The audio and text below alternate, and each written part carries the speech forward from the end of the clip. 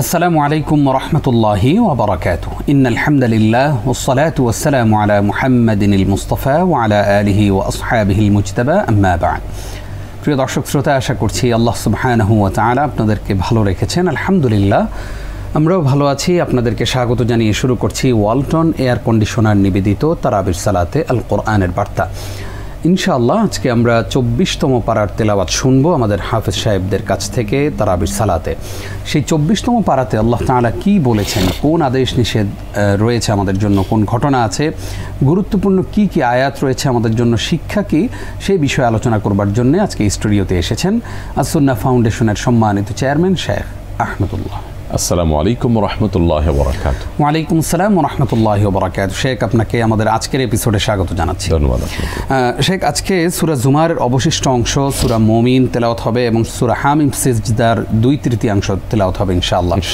একদম শুরুটাই যদি করতে চাই ৩ নম্বর রাকাত দিয়ে, সেখানে আল্লাহ তাআলা একটি আয়াত আমাদের জন্য নাজিল করেছেন যে কুল ইয়া ইবাদিয়াল্লাযীনা আসরাফু আলা আনফুসিহিম লা তাকনাতু মির রাহমাতিল্লাহ ইন্নাল্লাহা ইয়াগফিরুয যুনুবা জামিআ ইন্নাহু হুয়াল গফুরুর রহিম। আমরা তৃতীয় রাকাতে এই আয়াতটি শুনতে পাবো। এখানে আল্লাহ তাআলা কি বলেছেন? ধন্যবাদ আপনাকে। খুবই গুরুত্বপূর্ণ একটি আয়াত এবং মর্মস্পর্শী আয়াত, জীবন পরিবর্তন করে দেওয়ার মতো আয়াত। আল্লাহ তাআলা পরিষ্কারভাবে এখানে গুনাহগার বান্দাদেরকে আশাহত হতে নিষেধ করেছেন। জীবন পরিবর্তন করবার আহ্বান রয়েছে আজকের তৃতীয় রাকাতে। কুল ইয়া ইবাদিয়াল্লাযীনা আসরাফু আলা আনফুসিহিম। আল্লাহ বলছেন, হে আমার বান্দাগণ, যারা নিজেদের প্রতি নিজেরা অবিচার করে ফেলেছ, লা তাকনাতু মির রাহমাতিল্লাহ, তোমাদের পাপাচারের কারণে, নিজের পায়ে নিজে কুঠারাঘাত করার কারণে আল্লাহর রহমতের আশা তোমরা ছেড়ে দিও না। ইন্নাল্লাহা ইয়াগফিরুয যুনুবা জামিআ, আল্লাহ তাআলা তোমাদের সব গুনাহ মাফ করবেন। সুবহানাল্লাহ। অর্থাৎ যদি সেভাবে শর্ত আদায় করে আল্লাহর কাছে তওবা করা যায়, জীবনকে পরিবর্তন করবার যদি সংকল্প করা যায়, তাহলে সব গুনাহ আল্লাহ তাআলা মাফ করবেন। এখানে বিরাট বড় একটা প্রেরণা রয়েছে তওবার জন্য। ইসলামের এই যে তওবার যে পলিসি আল্লাহ তাআলা রেখেছেন, তওবার যে সিস্টেম আল্লাহ তাআলা রেখেছেন, এটা হলো রিমুভার। আমরা এখন ডিলিট বাটন ক্লিক করে সব ডিলিট করে ফেলতে পারি, রিমুভ করতে পারি, আমরা রিসেট করে ফেলতে পারি। তো আল্লাহ তাআলা তওবাকে সেরকম রেখেছেন যে সব মুছে দেওয়া যায়, কিন্তু অবশ্যই সে তওবা হতে হবে খাঁটি অন্তর থেকে, নিজেকে অনুতপ্ত করে, লজ্জিত হয়ে আল্লাহর কাছে ক্ষমা প্রার্থনা করে যদি আমরা তওবা করে আল্লাহ তাআলা মাফ করবেন। অতএব অনেক মানুষ আছেন আমাদের যারা বিভিন্ন পাপাচার করে একটা সময় আশা ছেড়ে দেন, না আল্লাহ আমাকে মাফ করবে না। এই যে নৈরাশ্য শয়তান এটা কারোর মধ্যে সৃষ্টি করার পর ওই লোকটাকে আসলে বিভিন্নভাবে আপনার প্ররোচিত করে যে তোমার তো আসলে আর মাফ হবে না, তাহলে লাভ কি, তাহলে তুমি এভাবে জীবন কাটিয়ে দাও। তখন সে আর তওবার সুযোগটা পায় না। এজন্য আমরা যত অপরাধী হই না কেন, আল্লাহ ক্ষমাশীল, সে কথা মাথায় রেখে আমাকে তওবা করতে হবে। তবে আল্লাহ ক্ষমাশীল সেটা মনে করে আমরা অনবরত গুনাহ করবো সেটা না, তওবাটা অনবরত করবো আমরা ইনশাআল্লাহ। আমরা এবার চলে যাচ্ছি ৫ নম্বর রাকাতে, যেখানে ৫ নম্বর রাকাতে আমরা শুনবো ওয়াসিকাল্লাযীনা কাফারু ইলা জাহান্নামা যুমারা। এইরকম একটা আয়াত শুনবো, ঠিক তার পরের আয়াতই শুনবো ওয়াসিকাল্লাযীনা তাকাউ রাব্বাহুম ইলাল জান্নাতি যুমারা। এই দুই আয়াত আসলে কি বিশেষত্ব রয়েছে? দুনিয়াতে আল্লাহ তাআলা মানুষকে সাধারণত মৌলিকভাবে দুই প্রকার করেছেন, ঈমানদার এবং কাফির। আল্লাহ তাআলা এখানে প্রথমে কাফিরদের দুরবস্থার বিবরণ দিয়েছেন যে যারা কুফরি করেছে তাদেরকে কিয়ামতের দিন তাদের বিচার শেষ হওয়ার পর জাহান্নামের দিকে তাদেরকে টেনে হিঁচড়ে নেওয়া হবে এবং সেখানে যাওয়ার পর সেখানকার জাহান্নামের দারওয়ান তাদের সাথে আলাপ করবেন, কনভারসেশন হবে, বলা হবে যে তোমাদের কাছে কি তোমাদের রাসূল আসেনি? আলাম ইয়াতিকুম রাসূলুম মিনকুম, তোমাদের মধ্যে থেকে রাসূলকে আল্লাহ তাআলা পাঠাননি যারা তোমাদেরকে সতর্ক করেছে? তারা তখন বলবে, হ্যাঁ আমাদের কাছে রাসূল ঠিকই এসেছেন, কিন্তু আমরা আসলে তাদের কথা শুনিনি, যার কারণে আমাদের পরিণতি। এরপর তাদেরকে জাহান্নামে নিক্ষেপ করা হবে নির্মমভাবে। আর এর বিপরীতে যারা জান্নাতি হবে, যারা তাকওয়া চর্চা করবে দুনিয়াতে তাদের জীবন জুড়ে, তাদেরকে জান্নাতে নিয়ে যাওয়া হবে। আল্লাহ ফেরেশতারা জান্নাতে নিয়ে যাবেন তাদেরকে অভ্যর্থনা জানাতে এবং তাদেরকেও জান্নাতের সেই প্রহরীরা ওয়েলকাম করবে, অর্থাৎ প্রহরীদের সাথে তাদের কথা হবে, কিন্তু এখানে হবে ওয়েলকাম এবং তাদেরকে অভ্যর্থনা জানানো হবে। তো এরকম দুটি পরিণতি অর্থাৎ শুভ পরিণতি খারাপ পরিণতি দুইটাই বিবরণ আজকে এই রাকাতগুলোতে আলোচিত হবে। আমরা এগুলো যখন মনোযোগ দিয়ে শুনবো তখন নিজেকে ইমানদার ও মুত্তাকিদের কাতারে শামিল করবার সংকল্প এবং শপথ আমরা করতে পারি। মনে নামাজের মধ্যে আমরা আমাদের জীবনকে পরিবর্তন করার চিন্তা করতে পারি। আল্লাহ তাআলা আমাদের সেই তৌফিক দান। আল্লাহুম্মা আমিন। শেখ, আমরা 6 নম্বর রাকাতে চলে যাচ্ছি। 6 নম্বর রাকাতে শুরু হবে সূরা মুমিন। এই 6 নম্বর রাকাতের একদম শেষ দিকে আমরা একটি আয়াত শুনতে পাবো, রব্বানা ওয়াসি'তা কুল্লা শাইইর রাহমাতান ওয়া ইলমান ফাগফির লিল্লাযীনা তাবু ওয়াত্তাবাউ সাবিলাকা ওয়াকিহিম আযাবাল জাহিম। এই আয়াতে আল্লাহ তাআলা কি বলেছেন, এখানে কোন দোয়াটা আসলে আমাদের জন্য আল্লাহ তাআলা রেখেছেন? জাযাকাল্লাহ খাইর। খুবই চমৎকার একটি আয়াত। এটি 7 এবং 7 থেকে 9 নম্বর আয়াত জুড়ে আছে পুরো দোয়াটা। রব্বানা ওয়াসি'তা কুল্লা শাইইর রাহমাতান ওয়া ইলমা। এই আয়াতে ফেরেশতাদের দোয়া রয়েছে জান্নাতীদের জন্য। জান্নাতীদের উদ্দেশ্যে তাদের জন্য ফেরেশতারা আল্লাহর কাছে দোয়া করে বলবেন, হে আমার রব, হে আমাদের রব, ওয়াসি'তা কুল্লা শাইইর রাহমাতান ওয়া ইলমা, আপনি সব বস্তুকে আপনার রহমত দিয়ে ঢেকেছেন, সব আপনার রহমতের আওতায় এনেছেন এবং সব বস্তু সম্পর্কে আপনি জানেন। ফাগফির লিল্লাযীনা তাবু, অতএব যারা তওবা করেছে, জীবন পরিবর্তন করেছে, রুট চেঞ্জ করেছে, আপনার অবাধ্যতা থেকে আপনার বাধ্যগত হওয়ার পথে এসেছে, ইমানদার হয়েছে, ওয়াত্তাবাউ সাবিলাক, এবং আপনার পথের যারা অনুসরণ করেছে, ওয়াকিহিম আযাবাল জাহিম, আপনি তাদেরকে জাহান্নামের আযাব থেকে রক্ষা করুন। রব্বানা ওয়াদখিলহুম জান্নাতে আদন, হে আমাদের রব, আপনি তাদেরকে জান্নাতে আদন জান্নাতে প্রবেশ করুন। 7 নম্বর রাকাতের একদম আল্লাতী ওয়া'আদতাহুম, যেই জান্নাতে আপনি তাদেরকে ওয়াদা করেছেন। ওমান সালাহা মিন আবাইহিম ওয়া আজওয়াজিহিম ওয়া যুররিয়াতিহিম, এবং তাদের বাবা, তাদের বাপদাদা, তাদের স্ত্রী সন্তান এবং তাদের বংশধর যারা জান্নাতের উপযুক্ত হয়েছে, অর্থাৎ ঈমান তাকওয়া চর্চা যারাও করেছেন, তাদেরকেও আপনি জান্নাতে প্রবেশ করান। ইন্নাকা আনতাল আজিজুল হাকিম, নিশ্চয় আপনি মহাপরাক্রমশালী, মহাপ্রজ্ঞাময়। এই আয়াত দুটোতে মূলত ফেরেশতারা দোয়া করবেন আল্লাহর কাছে জান্নাতীদের জন্য। জান্নাতীদেরকে আল্লাহ তাআলা এমন সৌভাগ্যবান করেছেন যে স্বয়ং আল্লাহ তো তাদের উপর রহমত নাজিল করবেনই, ফেরেশতাদেরকেও তাদের জন্য দোয়া করার জন্য আল্লাহ তাআলা নিয়োজিত করে দিয়েছেন। জাযাকাল্লাহ খাইর। উস্তাদ, আমরা 19 নম্বর রাকাতে একটি আয়াত শুনবো, وقال الذين كفروا ربنا أرنا الذين أضلانا من الجن والإنس। এই আয়াত আল্লাহ তাআলা কি বলেছেন, এখানে আমাদের জন্য কোনো শিক্ষা আছে? এটা হলো কিয়ামতের দিনের একটা দৃশ্যের বর্ণনা। আমরা অনেকে আয়াত, বিশেষ করে অনেক ইমাম সাহেবদেরকে নামাজের সাধারণ 5 ওয়াক্ত নামাজের কেরাতেও শুনে থাকি। সেখানে যারা কাফির তারা আল্লাহ তাআলাকে কিয়ামতের দিন বলবে যে আল্লাহ, আমরা যে সমস্ত জিন এবং মানুষ দ্বারা প্রতারিত হয়ে বা বিভ্রান্ত হয়ে ভুল পথে এসেছি, তাদেরকে একটু দেখিয়ে দেন, আমরা পাও দিয়ে তাদেরকে পিষ্ট করতে চাই, মারাতে চাই। অর্থাৎ দুনিয়াতে খারাপ বন্ধুর পালায় পড়ে মানুষ যে খারাপ পথে যায়, খারাপ পরিবেশের পালায় পড়ে মানুষ খারাপ পথে যায়, সেইটার বিষয়ে আক্ষেপ করবে এবং তার সে ভুলের মাসুল দেওয়ার চেষ্টা করবে। যাদের কারণে বিভ্রান্ত হয়েছে তাদের উপরে জেদ মেটাবার চেষ্টা করবে। আসলে সেইগুলো করে তার কোনো লাভ হবে না, তার রক্ষা হবে না। এই জন্য আমাকে কে কোন পথে ডাকছে সেটা আমি অনুসরণ করার আগে চিন্তা করা দরকার যে আমার পরিণতি কী হবে। কেউ ডেকে যদি অন্যায় করে থাকে, সে যেমন তার পরিণতি ভোগ করবে, আমি তার ডাকে সাড়া দিয়ে যদি অন্যায় করি আমিও ভোগ করব। আমরা অনেক সময় আমাদের বন্ধুবান্ধব, আমাদের পরিবেশ, আমাদের প্রতিবেশ, এটা দ্বারা প্রভাবিত হয়ে আমরা মন্দ পথে যাই। আমরা মন্দ পথে যাব না, সেটা যেই আমাদেরকে আহ্বান করুক না কেন, এই শিক্ষা এখান থেকে নিতে হবে আমাদের। জাযাকাল্লাহ খাইর। উস্তাদ, এই একই রাকাতে আমরা আরেকটি আয়াত শুনবো, ওয়ামান আহসানু কাওলাম মিম্মান দাআ ইলাল্লাহি ওয়া আমিলা সালিহা ওয়া ক্বালা ইন্নানি মিনাল মুসলিমিন। এই আয়াত সম্পর্কে আমরা একটু জানতে চাই।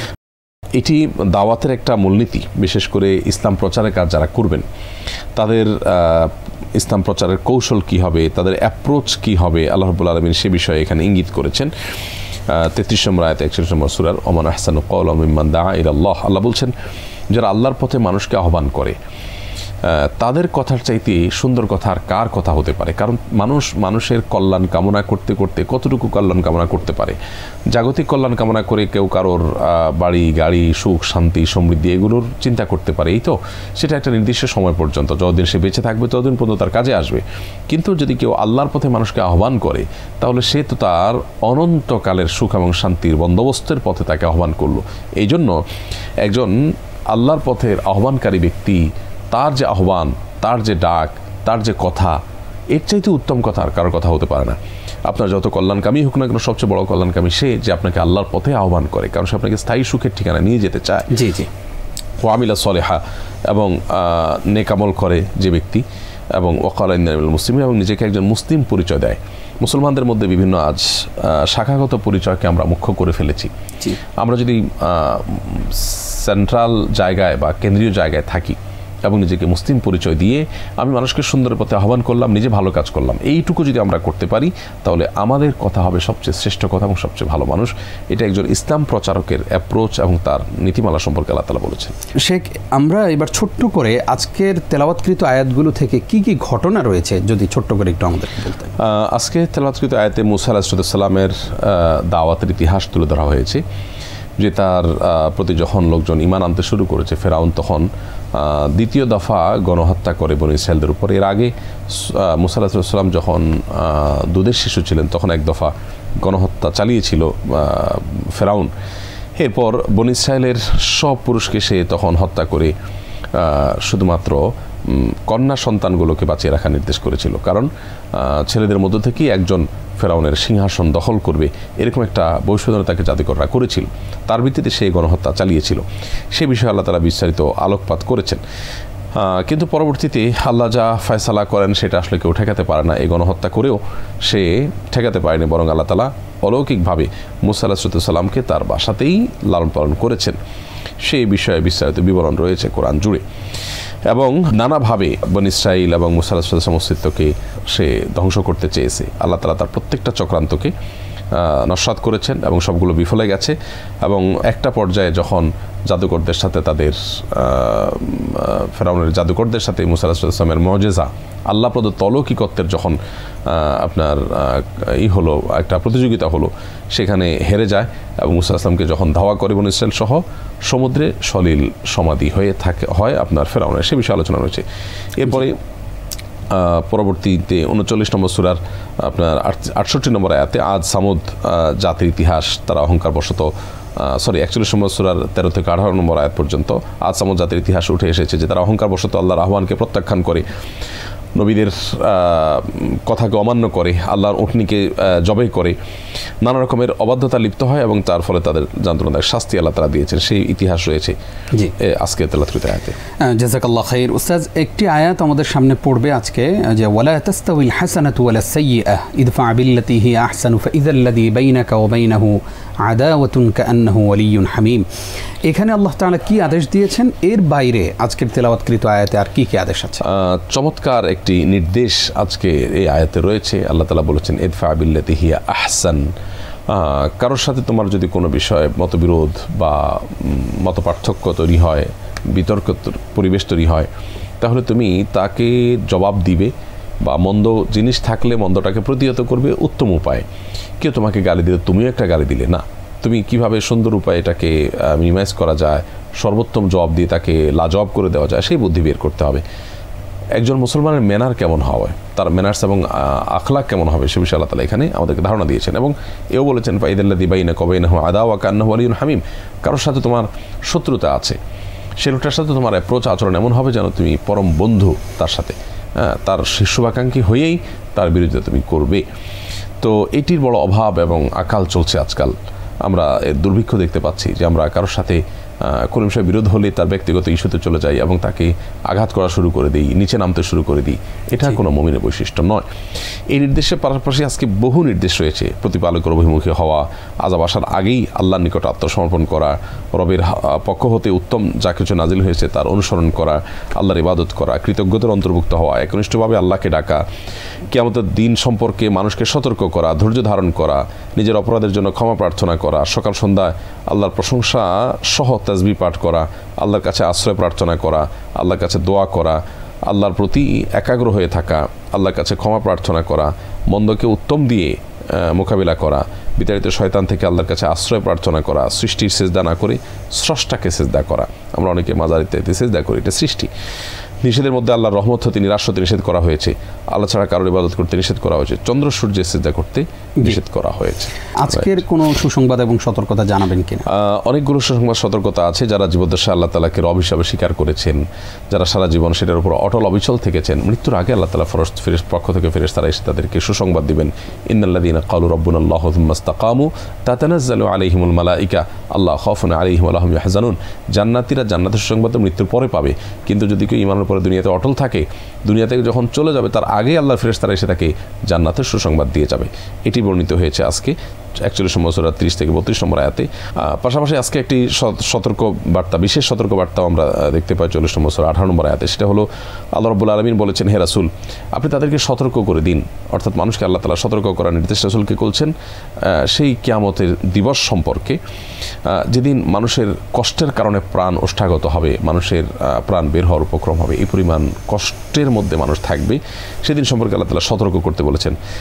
জালেমদের সেদিন কোনো বন্ধু থাকবে না, সুপারিশকারী থাকবে না, তারা কোনো কথা বললে সে কথা বলা শোনার মতো কোনো ব্যবস্থা থাকবে না। এরকম একটা করুণ পরিস্থিতি তৈরি হবে কিয়ামতের দিন। সেদিন সম্পর্কে আমরা যেন সতর্ক থাকি, সেদিনের জন্য নিজেদেরকে প্রস্তুত করি এবং সৎ পথে চলি, সেই সতর্কবাণী বর্ণিত হয়েছে আজ। কষ্ট করে আপনি সময় দেওয়ার জন্য আপনাকে ধন্যবাদ জানাচ্ছি। ধন্যবাদ আপনাকে। প্রিয় দর্শক, আপনারা যারা এতক্ষণ আমাদের সঙ্গে ছিলেন এবং দেখছিলেন ওয়ালটন এয়ার কন্ডিশনার নিবেদিত তারাবির সালাতে আল কোরআনের বার্তা, আপনাদেরকে ধন্যবাদ জানাচ্ছি এবং সেই সাথে আগামীকালকের পর্ব দেখবার আমন্ত্রণ জানিয়ে এখানে বিদায় নিচ্ছি আমি নিজাম বিন মুহিব। আসসালামু আলাইকুম ওয়া রাহমাতুল্লাহি ওয়া বারাকাতুহু।